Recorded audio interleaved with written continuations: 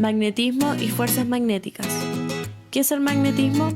Es una propiedad de algunas sustancias que atraen cuerpos a sí mismos, como por ejemplo los imanes, que pueden ser naturales, ya que su magnetismo proviene directamente de la naturaleza, como la magnetita, o artificiales, que su magnetismo proviene de la intervención del hombre mediante la creación de aleaciones a base de hierro. Estos materiales interactúan con hierro, cobalto y níquel para generar un campo magnético. Un campo magnético está conformado por cargas eléctricas que generan polos magnéticos. Hagamos una comparación de estas, ya que no son iguales.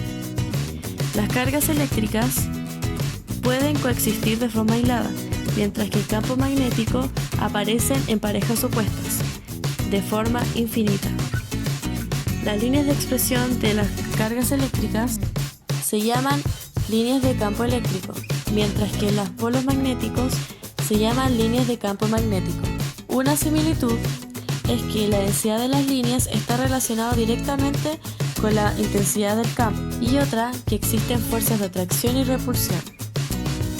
Por otro lado, ¿sabías que la Tierra es un imán gigante? El campo magnético terrestre se extiende desde el núcleo, conformado por hierro fundido, hasta el viento solar.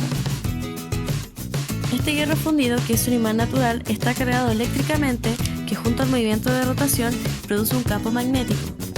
A través del dibujo podemos observar la radiación de Van Allen, que son zonas de la magnetosfera que guardan grandes cantidades de partículas altamente energéticas y se dividen en cinturón externo y cinturón interno, que se distribuyen de la siguiente manera en el dibujo, siempre dentro de la magnetosfera. ¿Alguna vez has escuchado de las auroras boreales? La radiación cósmica posee partículas a alta temperatura, que al entrar en contacto con la atmósfera, cuyas partículas se encuentran a una menor temperatura, estas primeras pierden energía disminuyendo su longitud de onda al espectro visible humano, creando luminiscencia. Nuestro campo magnético terrestre tiene el propósito de protegernos de las radiaciones cósmicas, y esto se debe a la presencia de la magnetosfera.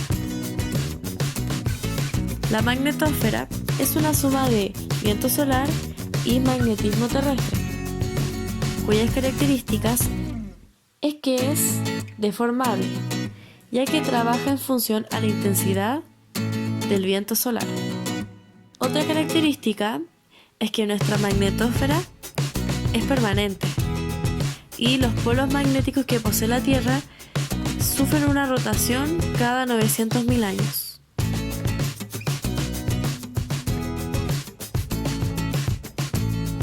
Una de sus ventajas es que protege a la Tierra de las radiaciones cósmicas, permitiendo la vida terrestre, ya que evita la destrucción de átomos de hidrógeno y oxígeno que habitan en nuestra atmósfera. Ya vimos el por qué la Tierra es un imán gigante, pero ¿cómo nos ubicamos en ella? La brújula es un aparato que posee una aguja imantada, es decir, con un imán, que siempre se orientará hacia el polo sur magnético, es decir, al polo norte geográfico, y viceversa, al polo norte magnético al polo sur geográfico. Las líneas del campo magnético, según su fuerza, van a dirigir la dirección con la que éstas se desplazan. Uno de los avances tecnológicos es la invención del girocompás, que es un aparato usado por barcos que siempre se orienta al norte geográfico de la Tierra. La importancia de la brújula es que nos da el sentido de la orientación.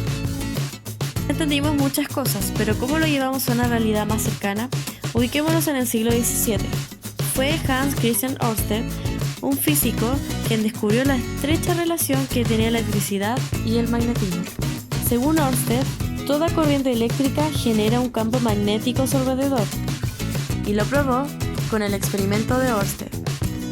El hallazgo fue posible debido a que Ørsted adjuntó una pila eléctrica a un cable conductor que se encontraba cerca de la brújula, y en ese instante pudo observar que la brújula de esta se movía en dirección hacia donde se encontraba el cable. El experimento comprueba la relación que podemos establecer entre el campo magnético Y un conductor, que es directamente proporcional a mayor corriente eléctrica, habrá un mayor campo magnético. Por lo tanto, si colocamos una brújula cerca de un circuito eléctrico, esta siempre formará un ángulo de 90 grados respecto al conductor. Este va a variar según el tipo de circuito, que se dividen en dos tipos: espiras, que es un circuito plano de corriente cerrada, que al centro posee el campo magnético más intenso y la suma de todos sus campos magnéticos es nulo. Por otro lado están las bobinas, que es el conjunto de espiras, por lo tanto en el centro vamos a encontrar una mayor intensidad de campo magnético. Sabiendo esto, podemos conocer el funcionamiento de un motor de corriente continua, ya que este posee un rotor, el cual tiene imanes dentro y fuera de él. Estos imanes se repelan y por lo tanto generan movimiento, que puede cambiar según la dirección de la corriente. Esto es lo que nos explica la ley de Faraday, que dice que al tener un cambio de flujo magnético, esto va a generar corriente y por lo tanto se produce un voltaje inducido, que esto es igual a originar la fuerza electromotriz que provoca movimiento. Entendiendo todo lo anterior, podemos entender el funcionamiento de termoeléctricas, que funcionan a base de combustibles fósiles, como el carbón y el petróleo. Además podemos entender las hidráulicas o hidroeléctricas, que funcionan a base de agua. También podemos comprender los complejos eólicos, que funcionan a base de los vientos. Y por último, comprender las mareomotrices, que funcionan a base de movimiento de las mareas. Muchas gracias por su atención.